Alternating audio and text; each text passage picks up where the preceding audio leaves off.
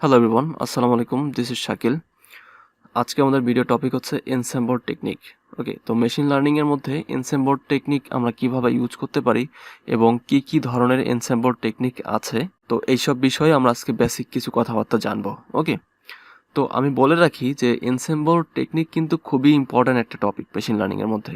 At least আপনি যদি machine learning engineer হিসেবে কোথাও জব করতে চান, তাহলে আপনার এনসেম্বল টেকনিক সম্পর্কে খুব ভালো একটা আইডিয়া থাকতে হবে। বিকজ মেশিন লার্নিং ইঞ্জিনিয়াররা নর্মালি যে অ্যালগোরিদমগুলো ইউজ করে থাকে তাদের প্রবলেমগুলো সলভ করার জন্য, তো সেইখানে দেখা যায় যদি তারা কোনো স্ট্যাটিস্টিক্যাল মডেল ইউজ করে থাকে তাহলে তারা সব থেকে বেশি ইউজ করে থাকে র্যান্ডম ফরেস্ট। ওকে, তো র্যান্ডম ফরেস্ট কিন্তু একটা এনসেম্বল মেথড, ঠিক আছে। তো তাহলে চলুন সবার প্রথমেই জানি যে হোয়াট ইজ এনসেম্বল টেকনিক। তো এনসেম্বল টেকনিক আসলে তেমন কিছুই না। এনসেম্বল টেকনিক হচ্ছে এটা একটা মেশিন লার্নিং টেকনিক, তো যেটা ইউজ করা হয় অনেকগুলো মডেলকে কম্বাইন করার জন্য, ঠিক আছে। তো আপনারা এখানে যেটা পিকচার দেখতে পাচ্ছেন, এইটা দেখলেও অনেকটা আসলে বোঝার কথা যে এখানে দেখেন একটা ডাটাসেটের মধ্যে অনেকগুলো র্যান্ডমলি সাবসেট আছে। এই ডাটাসেটের সাবসেট মানে এই ডাটাসেটটা অনেক বড়, এখান থেকে কিছু একটা অংশ, সাবসেট মানে তো বুঝেন, তো কিছু একটা অংশ নিয়ে একটা সাবসেট তৈরি হয়েছে। দেন ডাটাসেটের আরও কিছু একটা অংশ নিয়ে একটা সাবসেট, তো এভাবে অনেকগুলো সাবসেট। এবং প্রত্যেকটা, আমি যদি ডিসিশন ট্রির কথা চিন্তা করি সেক্ষেত্রে দেখেন অনেকগুলো ট্রি থেকে ফাইনাল একটা আউটপুট বা ফাইনাল একটা প্রেডিকশন, ঠিক আছে। তো এইটা হইতেছে একেবারেই বেসিক একটা আইডিয়া এনসেম্বল টেকনিক আসলে কিভাবে কাজ করে, ঠিক আছে। তো তাহলে আমরা চলেন দেখি যে কত ধরনের এনসেম্বল টেকনিক আছে মেশিন লার্নিংয়ের মধ্যে। তো নর্মালি আমরা 3 ধরনের ensemble technique machine learning use করে থাকি। একটা হচ্ছে বাগিং অর বুটস্ট্র্যাপ অ্যাগ্রিগেশন। তো বাগিং এর আরেকটা নাম হচ্ছে বুটস্ট্র্যাপ অ্যাগ্রিগেশন। দেন আমরা ইউজ করে থাকি বুস্টিং, দেন আমরা ইউজ করে থাকি ভোটিং। ওকে, তো তাহলে চলুন এক এক করে আমরা জানি যে বাগিং কি, বুস্টিং কি এবং ভোটিং কি এবং এগুলো কিভাবে কাজ করে। ওকে, তো সবার প্রথমে আসি বাগিং বা বুটস্ট্র্যাপ অ্যাগ্রিগেশন।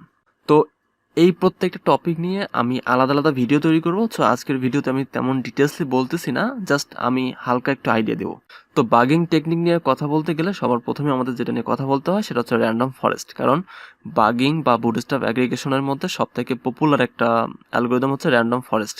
সেটা হতে পারে ক্লাসিফায়ার অর রিগ্রেসর, ঠিক আছে। তো র্যান্ডম ফরেস্ট নিয়ে যে আমি কথা বলতে চাই তার আগে আমার যেটা একটা এক্সাম্পল দিতে হয় আপনাদের, সেটা হচ্ছে ধরেন আমরা তো ডিসিশন ট্রি পড়ছি, তাই না। তো ট্রি মানে কি? ট্রি মানে হচ্ছে গাছ। আর ফরেস্ট মানে কি? ফরেস্ট মানে হচ্ছে কি বন। তাহলে ধরেন একটা বনের মধ্যে কি থাকে? অনেকগুলো গাছ থাকে। এটা হচ্ছে আমাদের রিয়েল লাইফ, এটা আমরা জানি। একেবারেই বেসিক একটা কনসেপ্ট যে একটা একটা একটা বনের মধ্যে অনেকগুলো গাছ থাকবে, এটি স্বাভাবিক। তো আমরা যদি র্যান্ডম ফরেস্টের কথা চিন্তা করি এবং আমি যদি ডিসিশন ট্রির কথা চিন্তা করি, তো সেক্ষেত্রে দেখেন অনেকগুলো ট্রি নিয়ে একটা র্যান্ডম ফরেস্ট তৈরি হয় এবং সেই ট্রিগুলো কিভাবে একটা র্যান্ডম ফরেস্ট অ্যালগোরিদম তৈরি করে এবং সেটা কীভাবে ফাইনাল প্রেডিকশন করে, এটা নিয়ে আমি হয়তো নেক্সট ভিডিওতে কথা বলবো। তো এই ভিডিওতে আমি একটু হালকা আইডিয়া দিচ্ছি।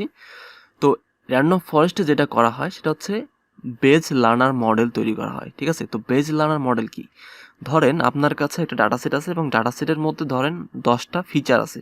মনে রাখবেন 10টা ফিচার মানে 10টা কলাম আছে এবং 100টা স্যাম্পল আছে, মানে 100 জন পার্সনের ইনফরমেশন আছে।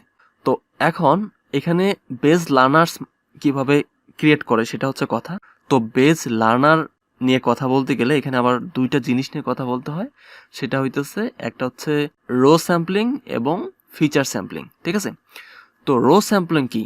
আমাদের কাছে আমি অলরেডি বলছি যে আমাদের কাছে অলরেডি 10টা ফিচার আছে এবং 100 স্যাম্পল আছে, মানে 100 পার্সনের ডেটা আছে। তো এখানে যখন আমি বলবো রো স্যাম্পলিং, রো মানে হইতেছে এখানে আমাদের যে 100টা ফিচার আছে বা 100টা স্যাম্পল আছে, মানে 100 পার্সনের ডেটা আছে। তো এখান থেকে ধরেন র্যান্ডমলি 50 জন বা 60 জন এরকম পার্সনের ডাটা নিল এবং এখানে যখন ফিচার স্যাম্পলিং নিয়ে কথা বলবো তখন হচ্ছে এই যে 10টা ফিচার আছে, আমাদের 10টা কলাম আছে, এখান থেকে ধরেন র্যান্ডমলি 5টা বা 6টা বা 7টা বা 3টা 4টা কলাম নিল, ঠিক আছে, নিয়ে আলাদা একটা সাবসেট তৈরি করবে, ঠিক আছে। তো ওই সাবসেটের মাধ্যমে একটা ট্রি তৈরি করবে, ঠিক আছে। তো এটা হলো একটা base learner 1, suppose base learner 1। তো এরপরে বেজ লার্নার 2 তৈরি করবে। তো বেজ লার্নার 2 এর মধ্যে আমাদের ডাটা কিছু রিপিট হতে পারে। ধরেন এর আগে যে 50 জন পার্সনের ডাটা নিয়েছিলাম, তো ওইখান থেকে কিছু ডাটা রিপিট হতে পারে এবং নতুন কিছু ডাটা আসবে, এবং কলামের মধ্যেও কিছু কলাম রিপিট হতে পারে এবং নতুন কিছু কলাম আসবে। তো এভাবে রো স্যাম্পলিং এবং ফিচার স্যাম্পলিং এর মাধ্যমে বেজ লার্নার তৈরি করা হয়। ঠিক আছে, তো বেজ লার্নারের মাধ্যমে এভাবে যখন অনেকগুলো ট্রি তৈরি করবে, তো অনেকগুলো ট্রি তৈরি করার পর আমি এর আগের ভিডিওতে যেমনটা বলছিলাম যে এরকম র্যান্ডম সাবসেট তৈরি করবে। সাবসেটের মাধ্যমে অনেকগুলো ট্রি, পরে এই ট্রিগুলো কম্বাইন করে একটা ফাইনাল আউটপুট দেবে। তো আউটপুটটা কিভাবে দেয়, যখন আপনি একটা প্রেডিকশন করবেন, তো তখন যেটা করে প্রত্যেকটা ট্রির সাথে কম্পেয়ার করবে।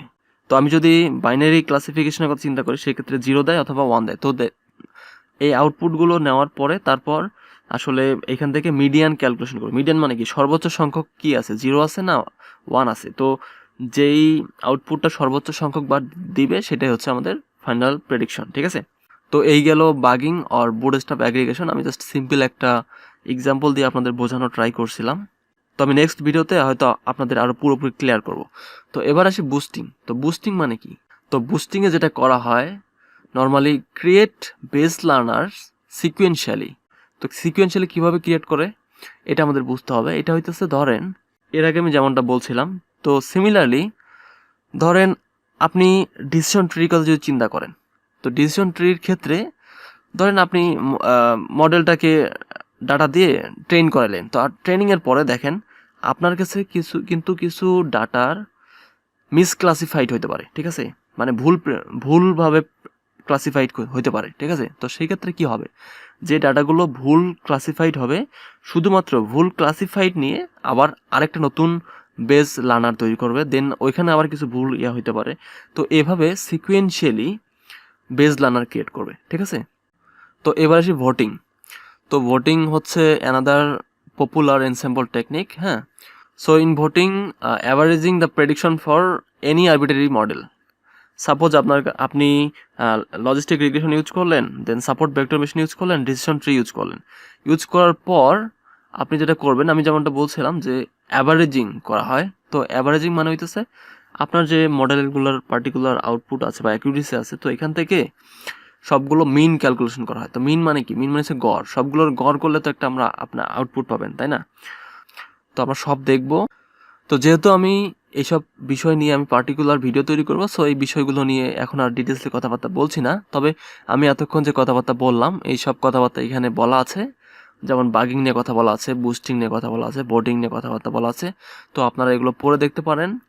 অ্যান্ড আমি এখন রেগুলার ভিডিও দিতে পারছি না, বিকজ আমি এখন একটু ব্যস্ত থাকি। আসলে day by day time maintain করে ভিডিও তৈরি করা আমার জন্য একটু কষ্টকর হয়ে যাচ্ছে। তো আমি ট্রাই করব যত তাড়াতাড়ি সম্ভব এই প্রত্যেকটা টপিক যাতে আমি কভার করতে পারি। ঠিক আছে, তো আপনারা সবাই যেটা করবেন, আমার প্লেলিস্টের মধ্যে এই ভিডিওগুলো যে পজিশনে দেওয়া আছে, সেই প্লেলিস্টের ওই পজিশন অনুযায়ী আপনারা প্লেলিস্টে মেনটেন করবেন, সিরিয়াল মেনটেন করবেন। ঠিক আছে, তাহলে যেটা হবে আপনারা প্রত্যেকটা টপিক খুব ভালোভাবে বুঝতে পারবেন। হচ্ছে আজকের ভিডিও। নেক্সট ভিডিওতে দেখা হচ্ছে ইনশাআল্লাহ। সে পর্যন্ত ভালো থাকবেন। আসসালামু আলাইকুম।